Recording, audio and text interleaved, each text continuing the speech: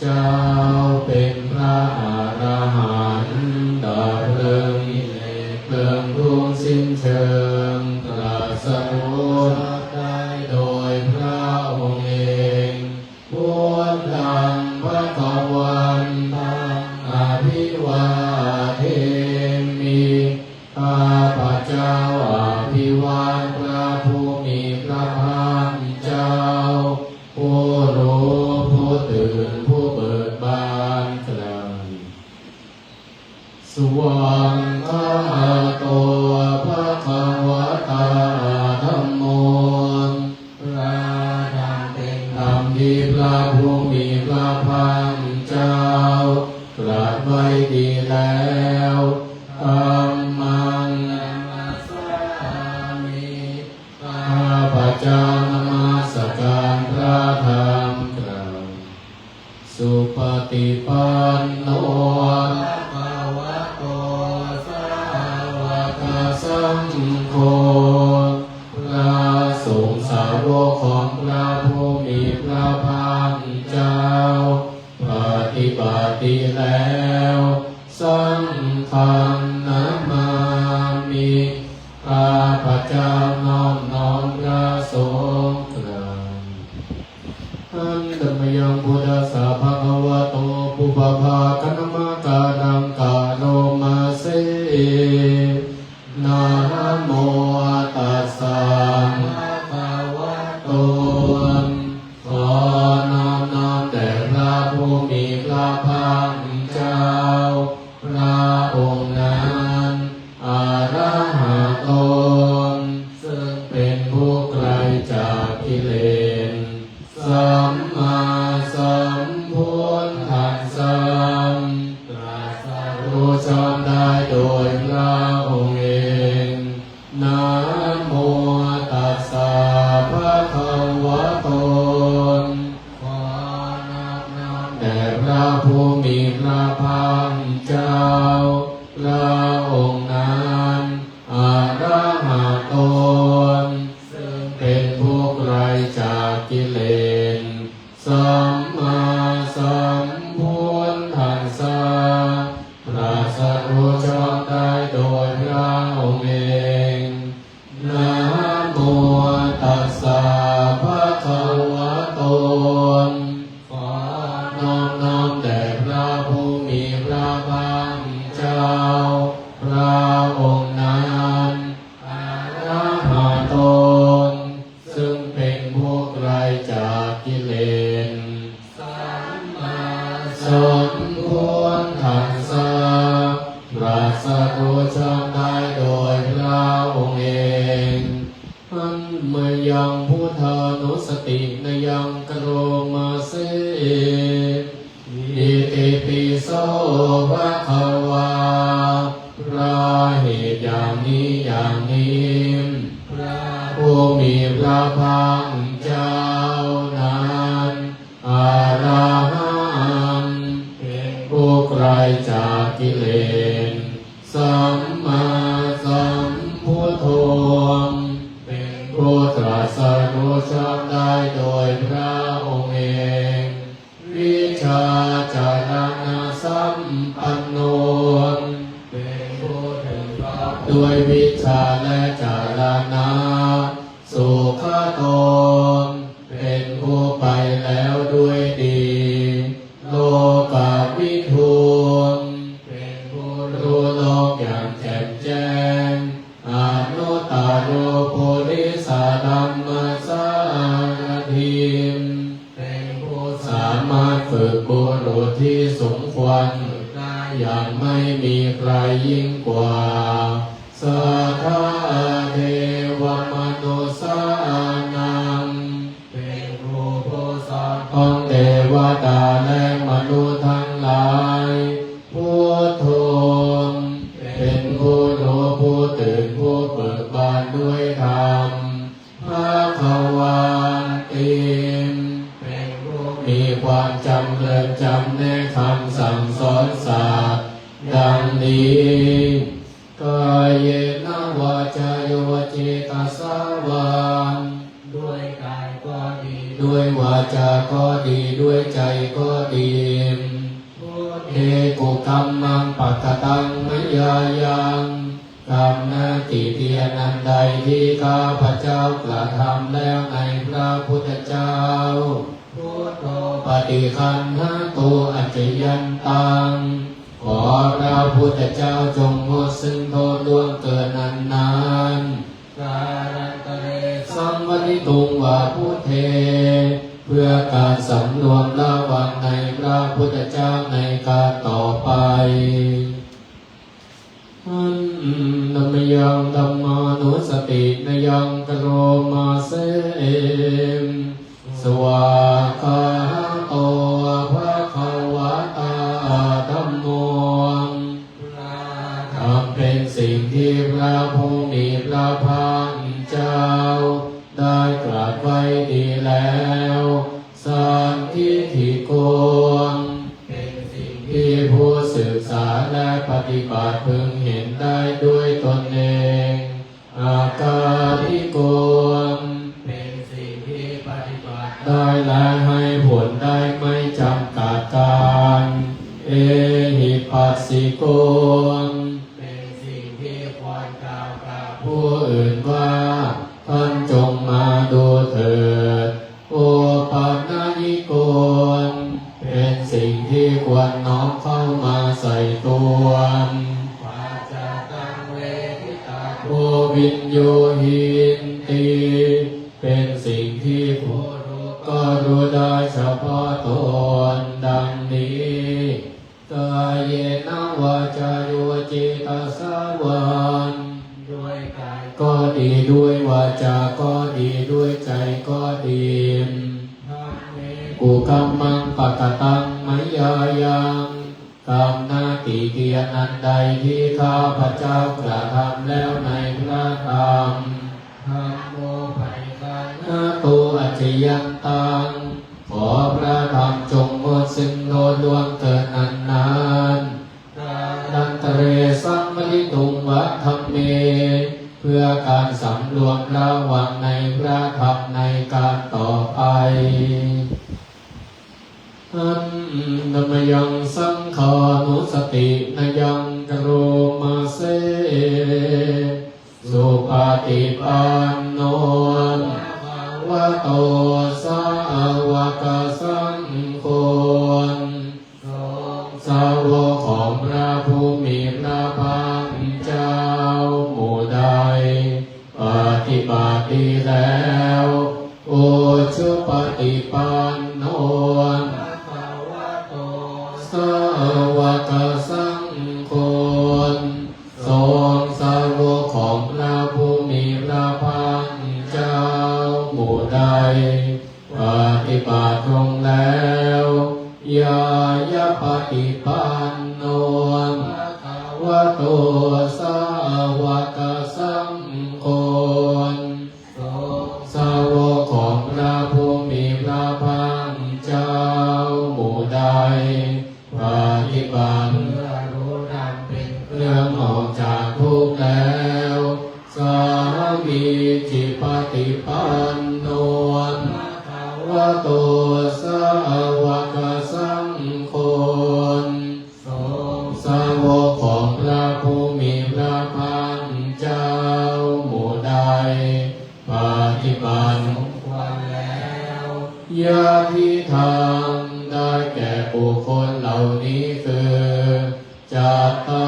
ริปุริสายุคานิอันปุริสาปุคลาผู้แห่งบุรุษสี่คู่นับเรียกตัวบุรุษได้แปดบุรุษเอสาภะคะวะโตสาวกสังโฆทรงสาวกของพระผู้มีพระภาคเจ้าอาหุนายโยมเป็นสงฆ์ควรแก่สักการะที่เขานำมาบูชาพระหุนายโยเป็นสงฆ์ควรแก่สักการะที่เขาจัดไว้ต้อนรับ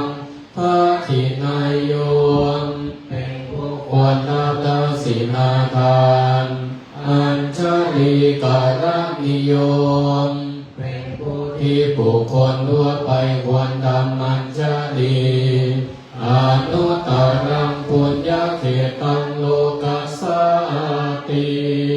เป็นเนื้อนาบุญของโลกไม่มีนาบุญอื่นยิ่งกว่าดังนี้กายเยนะวาจายุวเจตสาวันด้วยกายก็ดีด้วยวาจาก็ดีด้วยใจก็ดีสังเกกุกัมมังปะกตังมยายังนาทีเตียนันใดที่ข้าพเจ้ากระทำแล้วในพระสงฆ์โคปฏิคันหาตุอัจจยันตังขอพระสงฆ์จงงดซึ่งโทษล่วงเกินนานๆกาลันตะเรสังวนิตุงวาสังเขนเพื่อการสำรวมระวังในพระสงฆ์ในการต่อไปดัมยังปิณาปัจเจเวคณาปะทังบนามาเสชาราธัมโมมิเรามีความแก่เป็นธรรมดาชาดังอนัตติโตล่วงพ้นความแก่ไปไม่ได้ปายาทิธัมโมมิเรามีความเจ็บไข้เป็นธรรมดาพยาธิอนัตติโตล่วงพ้นความเจ็บไข้ไปไม่ได้มรณะธัมโมมิเรามีความตายเป็นธรรมดามรณะอนัตติโตล่วงพ้นความตายไปไม่ได้สัพเพหิเมปิเยหิมนาเปหินานาภโวภโวเราละเว้นเป็นต่างๆคือต้องพลัดพรากจากของรักของทรัพย์ใจทั้งหลายทั้งปวงกรรมสกุลหิเรามีกรรมเป็นของของตนกรรมทายาภูมิเป็นผู้รับผลของกรรมกรรมโยนิเป็นผู้มีกรรมเป็นกำเนิดกรรมพันธุ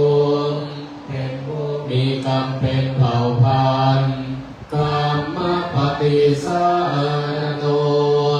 เป็นผู้มีกรรมเป็นที่พึ่งอาศัยยังกัมมังการิสามิเราทำกรรมใดไว้การได้ยานังวาปาปะกังวาดีหรือชั่วตัสสะทายาโนภวิสามิจะเป็นผู้รับผลของกรรมนั้นเอวังนัมเหหิอาปินังปัจเจเวคิตาปังเราทั้งหลายพึงพิจารณาเนืองๆอย่างนี้แลอันธัมมยังสละปัญเยนะพุทธมังคลัคคทายโยพนามาเสพุนโททิปะทังเสโทนิสิโนเจวะมาจิเมกวนตัญโยปุภาภาเกจังอาภานัยเยจักกันสโปสาลีปุณตนจักขังกิเนหารติเยอุปาลิจังปัจฉิเมปิจานันโทพายัมเมจักขวัมปติคันลาโนจาโวตาเลนอิสาเนปิจาราหุโรอิเมโพมังคานาพุทธังส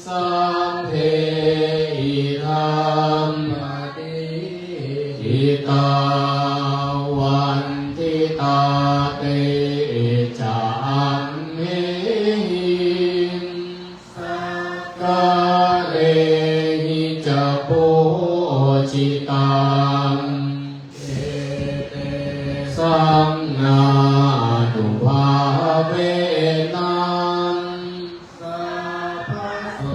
ติภวันตุโนอิเจวะมาจันตานามันสนัยยังนามันสมาโนรัตนันตยังยังปุญญาภิสันตังวิปุลังนาราธาตันสานุภาเวนะตันตะโยเปิดมาสินะโมน้อมนามันสการจินบานต่อพระกวาล้ำเลิศในโลกาทรงพระภาคเป็นอันงามมาละหัน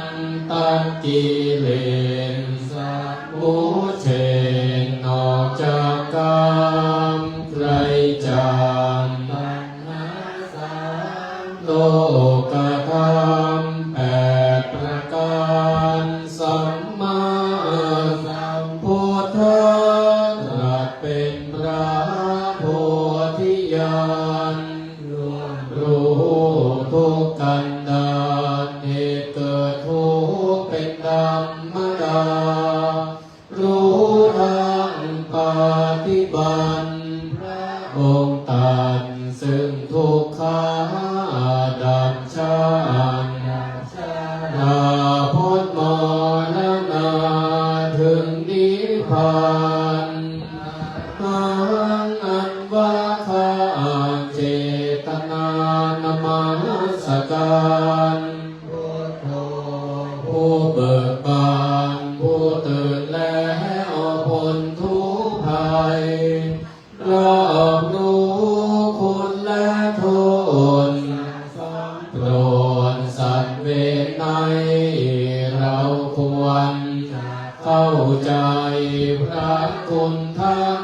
ล้ำโลกาถวายคุณพระธรรมมันน้อมนำเกิดปัญญาทรงว่ายเหนือเมษาซึ่งความชอบประกอบการสิ่งใดเป็นความผิดไม่ความคิดเป็นจิตบานนิโรธผ่อนรำคาญความเย็นเป็นสุขใจชำระกองกิเลสให้สิ้นเหตุพ้นทุกข์ภัยตัดบ่วงและห่วงใยเห็นจริงแด่อนิจจังผู้ใดได้ชิมรสเห็นปรากฏด้วยปัญญาเป็นสุขเหมือนมาจำเพาะตัวที่ได้ทำอันล้ำเลิศสิ่งประเสริฐวิธีทางเองโลกีพ้นจากชาตินิรันดร์ภัยถวายคุณพระสงฆ์ผู้ดำรงวินัยพรหมจรรย์ท่านตั้งไว้ตามโบวาทพระศาสดาสี่ผู้แปดพวกนั้นนั่นคือมันไตรสิกขาปฏิบัติตามนำมาบริสุทธิ์พ้นภัยรีอบรมสั่งสมมาวาสนาของท่านนี้เราควรจะยินดีระลึกถึงนมัสการอริยสาวกสงฆ์นนท์วงศ์พุทธาจารย์สา สงสารตันใหญ่ไม่ดีน้ำเรื่องเป็นเรื่องมาศาสนาพระชินสีจนถึงทุกวันนี้เพราะท่านรักสั่งสอนมาแสดงแจ้งเหตุผลให้บุคคลมีศรัทธาเห็นจริงด้วยปัญญามีคุณแท้เป็นแน่ใจท่านนั้นเป็นแบบอย่างชี้แนวทางให้เดินไปทางธรรมทางวินัยทางศีลภาวนาสังโฆคุณดังนี้เราวันที่จะบูชาระลึกถึงขึ้นมายกมือไหว้ไม่เสียทีตั้งจิตดำรงต้นต่อประสงค์ให้จงดีรัตนาทั้งสามนี้รู้แจ้งชัดอานาตามเดือน16ทานปาลามีสัมปันโนทานาอุปปาลามีสัมปันโนทานาปรมัตถปาลามีสัมปันโนเมตตาไมตรีกรุณามุทิตาอุเบกขาปรมีสัมปันโนหิติปิโสภะคะวาศีลปารามีสัมปันโนศีลอุปปารามีสัมปันโนศีลปรมัตถปารามีสัมปันโนเมตตาไมตรีกรุณามุทิตาอุเบกขาปรมีสัมปันโนหิติปิโสภะคะวาเนคัมมะปารามีสัมปันโนเนคัมมะอุปปารามีสัมปันโนเนคัมมะปรมัตถปารามีสัมปันโนเมตตาไมตรีกรุณามุทิตาอุเบกขาปรมีสัมปันอิติปิโสภะคะวาปัญญาปรมีสัมปันโนปัญญาอุปปารามีสัมปันโนปัญญาปรมัตถปารามีสัมปันโนเมตตาไมตรีกรุณามุทิตาอุเบกขาปรมีสัมปันโนหิติปิโสภะคะวาวิริยาปรมีสัมปันโนวิริยาอุปปารามีสัมปันโนวิริยาปรมัตถปารามีสัมปันโนเมตตาไมตรีกรุณา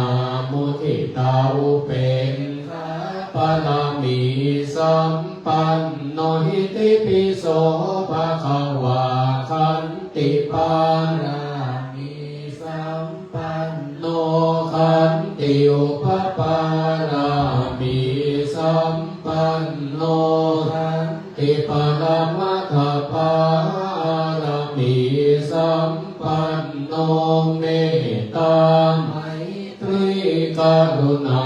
มุทิตาอุเบกขาปรมีสัมปันโนหิติปิโสภะคะวาสัจจปา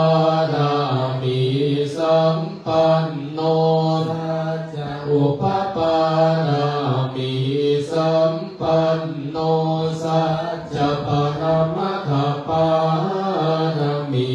สัมปันโนเมตตา ไมตรีกรุณามุทิตาอุเบกขาปารมีสัมปันโนหิติปิโสภะคะวาอธิฐานปารามีสัมปันโนอธิฐานอุปปารามีสัมปันโนอธิฐานปรมัตถปารมีสัมปันโนเมตตาไมตรีกรุณามุทิตาอุเบกขาปารมีสัมปันโนอิติปิโสภะคะวาเมตตาปารมีสัมปันโนเมตตาอุปปารามีสัมปันโนเมตตาปรมัตถปารมีสัมปันโนเมตตาไมตรีกรุณามุทิตาอุเบกขาปารมีสัมปันโนหิติปิโสภะคะวาอุเบกขาปารมีสัมปันโนอุเบกขาอุปปารามีสัมปันโนอุเบกขาปรมัตถปารมีสัมปันโนเมตตาไมตรีกรุณามุทิตาอุเบกขาปารมีสัมปันโนหิติปิโสภะคะวาสัพพารามีสัมปันโนสัพพุปปารามีสัมปันโนสัพพรมัตถปารมีสัมปันโนเมตตาไมตรีกรุณามุทิตาอุเบกขาปารมีสัมปันโนหิติปิโสภะคะวาพุทธังสรณังคัจฉามิธัมมังสรณังคัจฉามิสังฆังสรณังคัจฉามินัมมามิหังเราทำวัดสวดมนต์เสร็จเรียบร้อยต่อไปเป็นภาคสมาธิเจริญวิปัสสนาจะทำมาให้เรียบร้อยตั้งใจตรงประนมมือเอาทำมาอิมาหังพันเตภะคะวาอัตตภาวังอุหากังปริเจชามิข้าแต่พระผู้มีพระภาคเจ้าผู้เจริญข้าพระพุทธเจ้าทั้งหลายขอน้อมถวายซึ่งอัตภาพร่างกายนี้แด่พระผู้มีพระภาคเจ้าด้วยการเจริญวิปัสสนากรรมฐานขอเอาซึ่งวิปัสสนาญาณและอริยมรรคญาณเจ้าดวงประเสริฐจงมาบังเกิดในขันธสันดานแห่งการนั่งภาวนานี้แด่เธอเราให้ตัวตั้งมือขวาทับซ้าย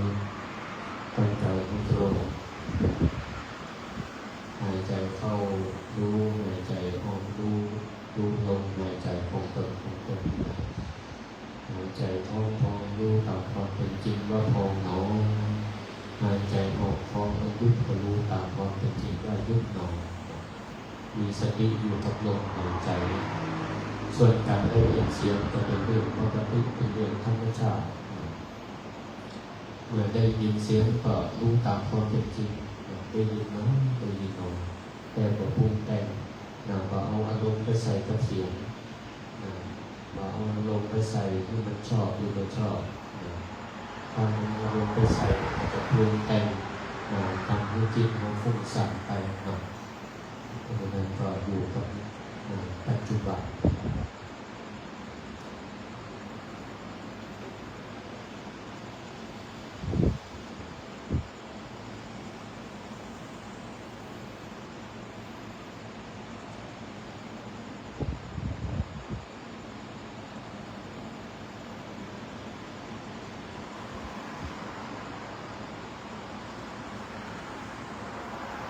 อ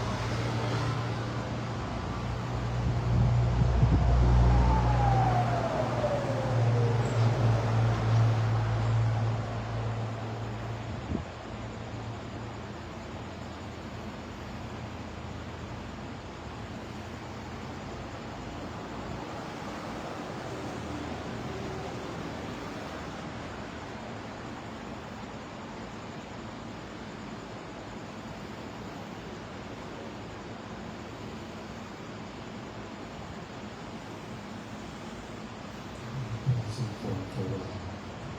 ตั้งมือแผ่เมตตาอาหารสุขิโตวันนี้ ขอให้ข้าพเจ้ามีความสุขอาหารนิทุกโขวันนี้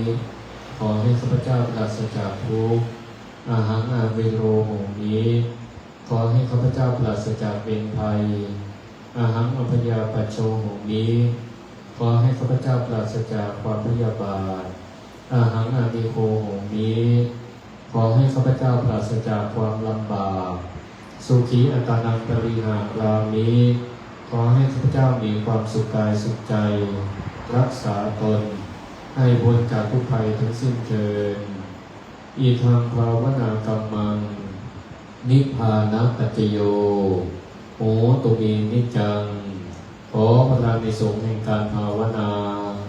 ที่ข้าพเจ้าได้เจริญแล้วนี้จงเป็นปัจจัยแก่พระนิพพานเที่ยงแท้แด่เทินขอบุญกุศลอันเกิดจากการภาวนาที่ข้าพเจ้าได้เจริญแล้วนี้จงไปบรรลุถึงแก่ท่านผู้มีประการรักคุณทั้งหลายมีมารดาบิดาผู้บังเกิดเกล้าของข้าพเจ้าเป็นต้นจงได้รับและเสวยผลให้พ้นจากทุกข์ให้ได้ถึงสุขตามสมควรแก่ฐานะของตนทุกท่านเถิดขอสัตว์ทั้งหลายทั้งปวงจงอยู่เป็นสุขอย่าได้มีเวรอย่าได้มีความเบียดเบียนอย่าได้มีความลำบากจงรักษาตนให้พ้นจากทุกภัยทั้งสิ้นเถิดต่อไปบันตาวันตามิพุทธังสัพพังเมโตสังฆามะทาเมปันเตวันตามิธัมมังสัพพังเมโตสังฆามะทาเมปันเตวันตามิสังฆังสัพพังเมสังฆามะทาเมปันเตวันตามิคารุอุปัชฌาจาริเยสัพพังเมสังฆามะทาเมปันเตวันตามิธัมมะทานังสัพพังเมโตสังฆามะทาเมเตวันตามิอาราเมบาดาสีมายังสัพพังเมสังฆามะทาเมปันเตวันตามิเจติยังสัพพังสัพพะทานิสุปฏิทิตาสาธิลาธาตุมหาโพ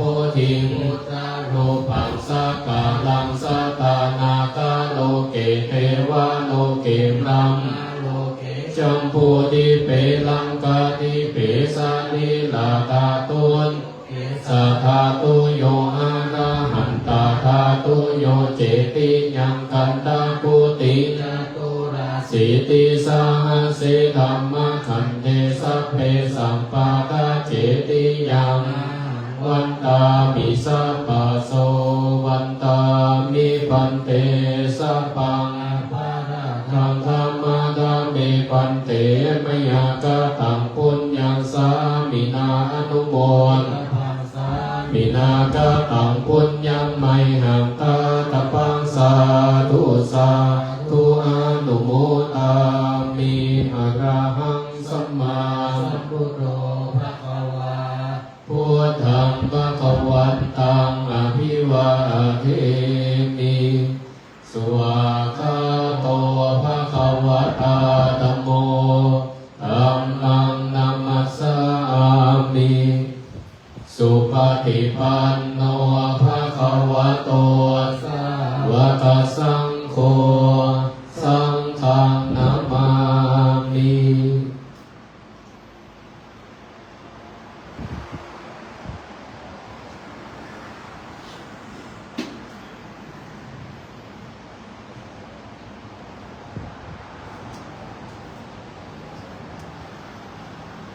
ขอเจริญสุข